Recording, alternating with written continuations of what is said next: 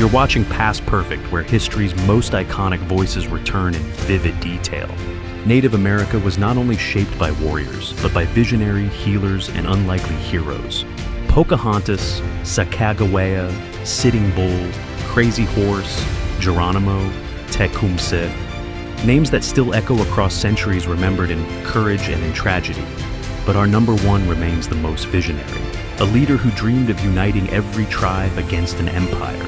That's why in this countdown, we begin at number 20 and descend through 20 legends who define survival and resistance. With AI and history reborn, we reveal Native American figures as you've never seen them before. If you enjoy this journey through the past, don't forget to like, subscribe, and share your thoughts in the comments. So, gather by the firelight and let the countdown begin. Number 20. Sequoyah born, c. 1770, died 1843, a Cherokee silversmith soldier and visionary. He dreamed of giving his people a written language. Against all odds, he created the Cherokee syllabary, a system so simple that within years, thousands could read and write. His invention gave birth to newspapers, books, and laws, preserving Cherokee identity under the shadow of American expansion.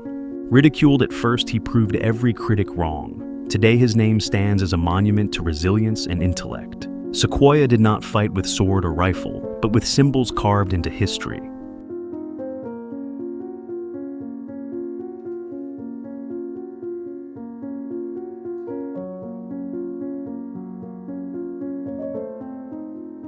And from this gift of letters, we move to number 19.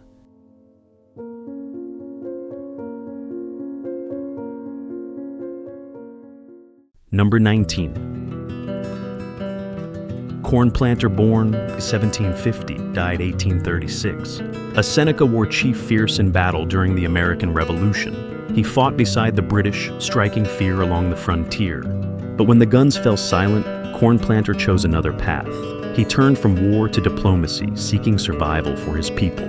He signed treaties with the United States, a decision praised by some, condemned by others.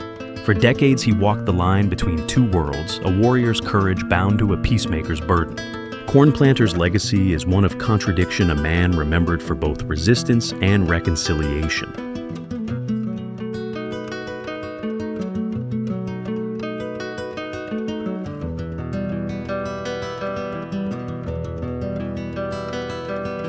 And as his story closes, another voice rises.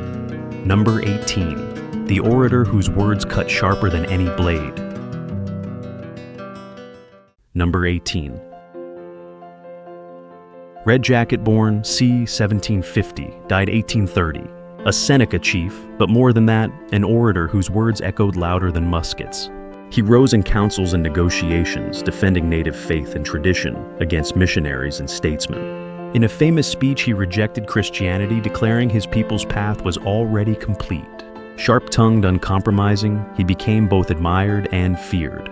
Though criticized by rivals, Red Jacket embodied the power of voice over violence. His legacy proves that not all warriors carried weapons. Some fought with nothing but words.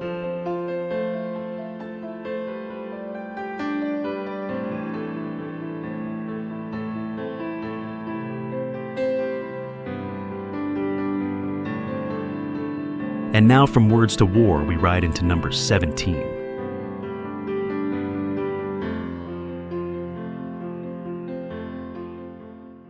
Number 17. Pontiac born, c. 1720, died 1769. An Ottawa war chief who rose in the wake of empire. When the French fell and the British took their place, he refused submission. Pontiac united tribes of the Great Lakes, launching a coordinated rebellion that stunned the frontier. Forts burned, garrisons fell, and for a moment it seemed native unity could topple an empire.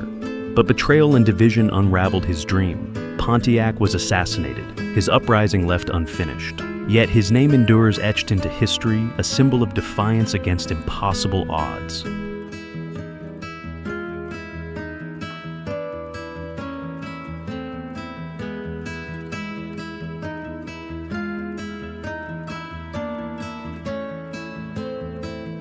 From rebellion on the frontier, we now return to the shores of Virginia, to the father of Pocahontas number 16.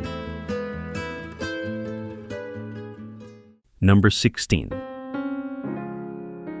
Powhatan born, c. 1545, died 1618. He was the paramount chief of the Powhatan Confederacy, ruling over 30 tribes when the English landed at Jamestown. To the settlers, he was both ally and enemy, a leader balancing diplomacy with the threat of war. Through his daughter Pocahontas, his world became forever linked to the story of America's beginning. Powhatan sought survival in the face of a rising empire, his choices shaping the fate of his people for generations. A father, a ruler, a strategist, his legacy endures in the shadow of Pocahontas' fame. If you enjoy this journey through history, don't forget to like, subscribe, and share your thoughts below. Your support keeps these legends alive. And now the drums of resistance grow louder with number 15.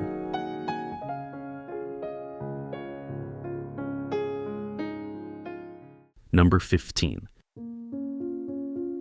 Osceola born 1804, died 1838. He was the fiery leader of the Seminole, a man who defied the United States in the swamps of Florida.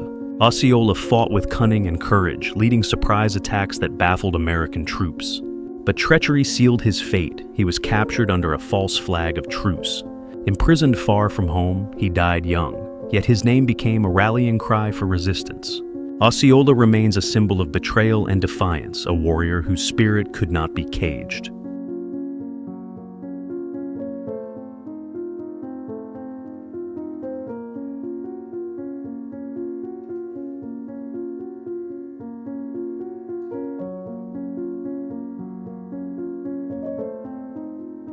And now from the swamps of Florida, we march northward to meet number 14.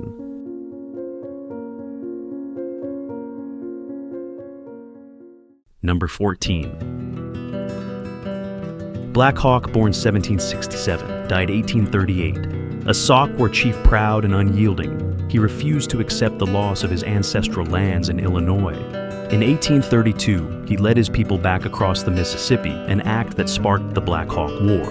Outnumbered and outgunned, his band was hunted down families and warriors, cut down in tragedy. Captured Black Hawk lived to tell his story.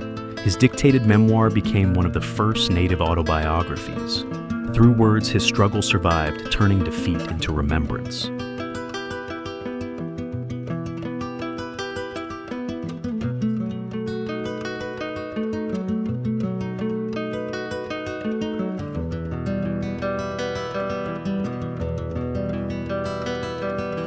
And now, from tragedy to dignity, we journey onward to number 13.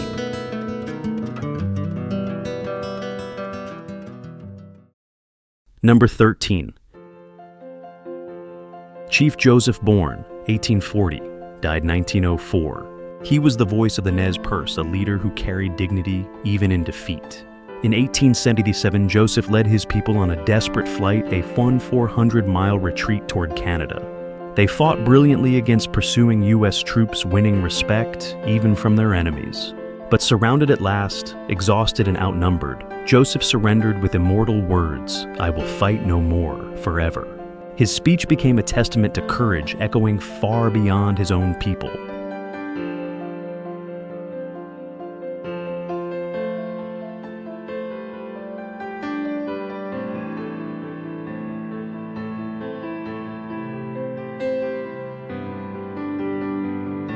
From a voice of sorrow and honor, we move to the deserts of the Apache and the iron will of number 12.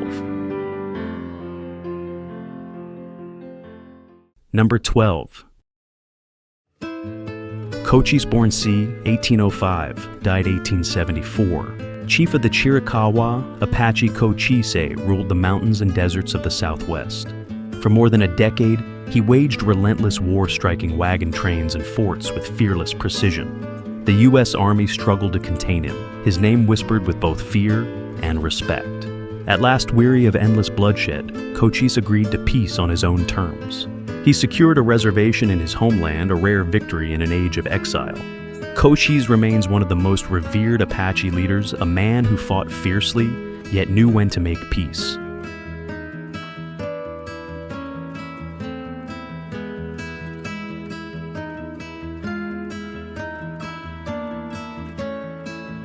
And now from warrior to prophetess, we meet number 11.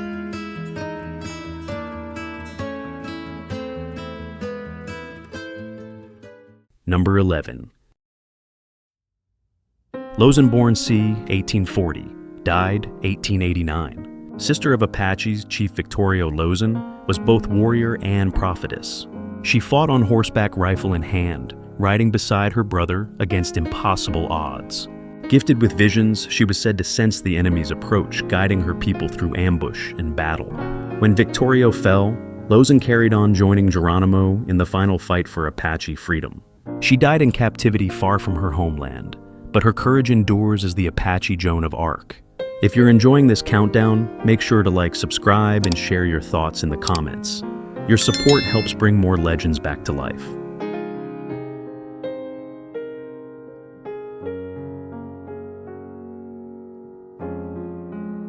From Lozen's fierce spirit, we turn to the blood and fire of number 10.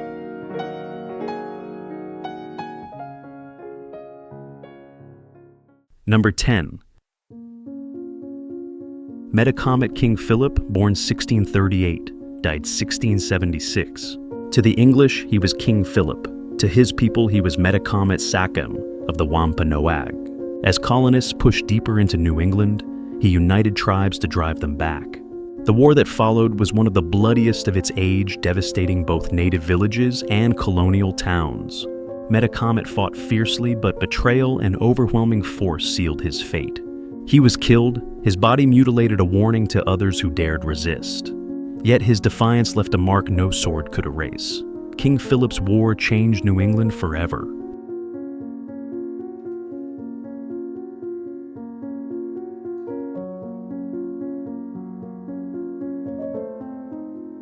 From the ashes of rebellion, we rise to meet number 9.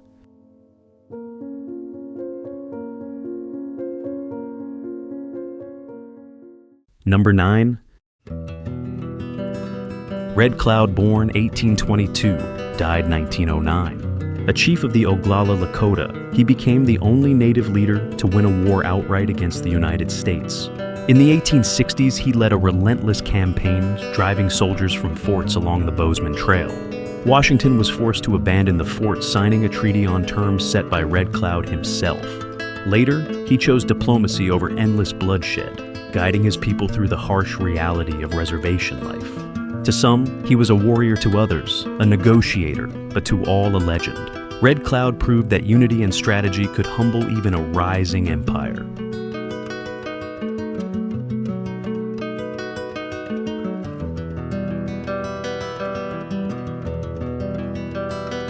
From triumph in the north, we now ride into the southern plains with number 8.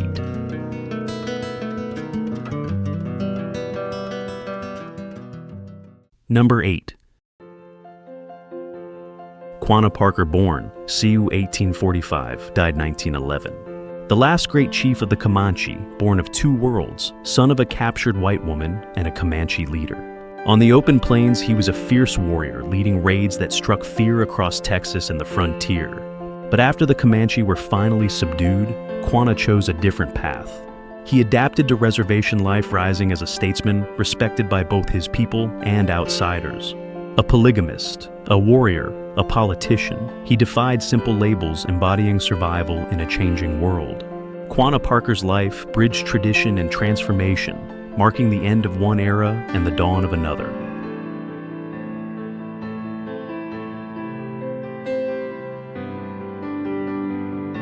And now from the plains of the Comanche, we journey to the rivers of the Shoshone and meet number 7. Number 7. Sacagawea, born 1788, died 1812. A Shoshone girl taken as a captive, yet destined to guide one of the greatest expeditions in American history. With her infant son on her back, she traveled thousands of miles with Lewis and Clark. She knew the rivers, the trails, the mountain passes, and she could speak to tribes they met along the way. Her presence turned suspicion into trust. Her knowledge turned danger into survival. Though she died young, her name became immortal, a symbol of courage, resilience, and discovery. Sacagawea proved that even the quietest voice can change the course of history.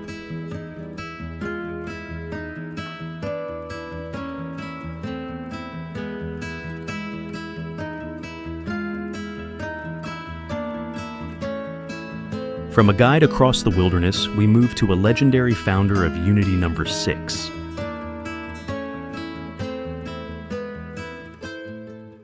Number 6. Hiawatha lived, 15th, 16th century, a man of legend, his story woven with myth and memory.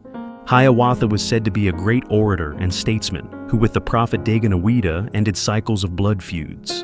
He persuaded warring nations to unite, laying the foundation of the Iroquois Confederacy.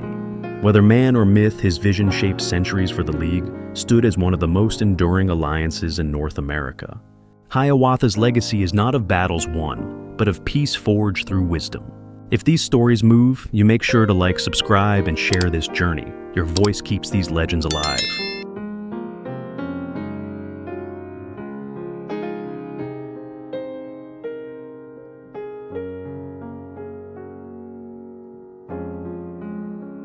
And now from visions of peace, we descend into the fire of battle with number 5.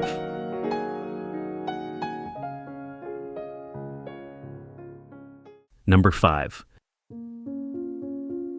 Crazy Horse, born D.C. 1840, died 1877. A Lakota warrior, quiet in manner, but fierce in battle. He fought not for glory, but to protect his people and their way of life. At the Battle of the Little Bighorn, he led the charge that shattered Custer's command. Feared by enemies, revered by allies, he refused to be photographed, keeping his spirit unbroken. Betrayed and stabbed while under arrest, Crazy Horse died, young, his vision unfinished. Yet his spirit rides on across the plains, a symbol of courage that could not be caged.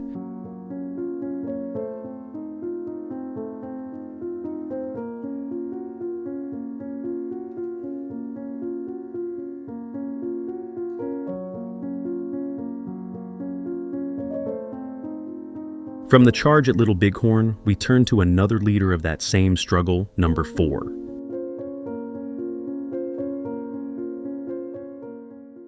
Number 4. Sitting Bull, born c. 1831, died 1890. A hunk Papa Lakota, chief and holy man, his visions inspired his people to stand against an empire. At Little Bighorn, his leadership gave courage as Lakota and Cheyenne warriors struck down Custer's 7th Cavalry. But triumph turned to tragedy. Forced into exile, he later returned under heavy watch. He toured with Buffalo Bill's Wild West show, a chief-turned spectacle for curious crowds. In 1890, he was killed during a botched arrest just weeks before the massacre at Wounded Knee. Sitting Bull's life was both victory and heartbreak, but his name endures as a voice of resistance.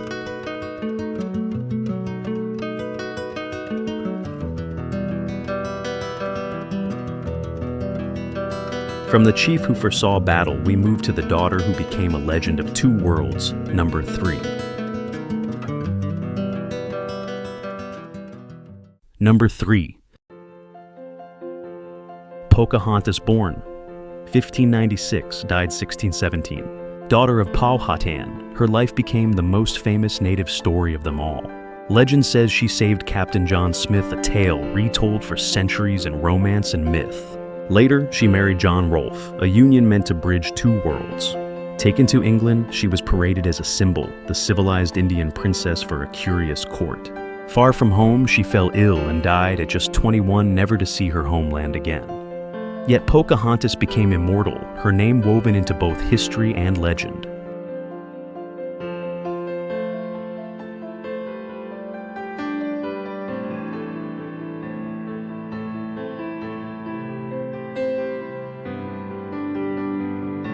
From her fabled sacrifice, we turn to the desert warrior, whose defiance echoed across the world. Number 2. Number 2. Geronimo, born 1829, died 1909. Leader of the Chiricahua Apache, his very name became a battle cry. For decades, he raided across the deserts of Mexico and the American Southwest, striking swiftly and disappearing like smoke. The U.S. Army sent thousands to hunt him, yet he evaded capture again and again. At last, worn by age and pursuit, Geronimo surrendered, becoming a prisoner of war for the rest of his life. Even in captivity, he was a legend, appearing at fairs and parades, his spirit unbroken. Geronimo remains the face of defiance, a warrior whose name still echoes across generations.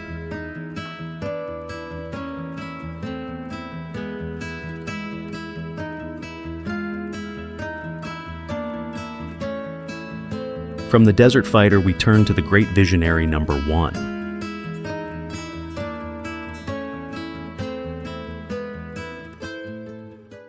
Number 1. Tecumseh, born B.C.68, died 1813. The Shawnee chief who dreamed beyond his own people. He sought to unite every tribe into one great confederacy. His voice carried like thunder, warning that division would mean destruction. When war came, Tecumseh fought alongside the British, striking fear into the young United States. But at the Battle of the Thames, he felt his dream of unity dying with him. Yet Tecumseh's vision lives on a symbol of resistance and leadership across generations. He remains one of the greatest Native figures in history, a warrior, diplomat, and visionary whose legacy endures.